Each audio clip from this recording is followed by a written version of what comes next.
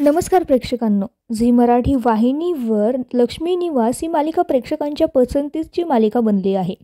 मात्र सध्या या मालिकेमध्ये एक भयानक असा ट्विस्ट दाखवण्यात आला आहे, जो पाहिल्यानंतर या मालिकेतून एका पात्राची ताबडतोब हकालपट्टी करण्याची मागणी केली जात आहे. आणि विशेष म्हणजे या प्रोमोबाबत झी मराठीने देखील आता एक मोठा निर्णय घेतला आहे. या प्रोमोमध्ये जयंत हा जान्हवीला अतिशय भयानकरित्या टॉर्चर करताना दिसत आहे. आता नुकताच समोर आलेल्या एका नव्या प्रोमोमध्ये जयंतने विकृतीपणाचा कळस गाठून आपल्या पत्नीला म्हणजेच जान्हवीला भयंकर शिक्षा दिल्याची पाहायला मिळत आहे.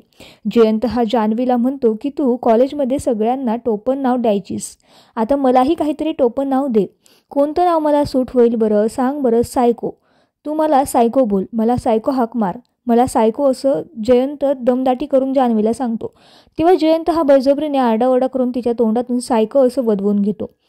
जान्हवी यानंतर त्याला घाबरतच अडखळत सायको म्हणताना दिसते. तेव्हा जयंत हा पुढे म्हणतो की मी सायको वाटलं तुला?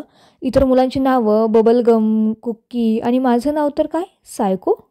तू तुझा भूतकाळसुद्धा मला सांगत नाही आहेस. म्हणजे तुझ्याकडून आता चूक झाली आहे आणि यासाठी तुला शिक्षा मिळालीच पाहिजे. हात वर कर आणि गुडघ्यावर बस, असे तो म्हणतो. आणि तिला तो हात वर करून गुडघ्यावर बसण्याची शिक्षा देतो. आणि मालिकेतला हाच भयंकर प्रोमो पाहून प्रेक्षक आता मालिकेला तीव्र निषेध करताना दिसत आहेत.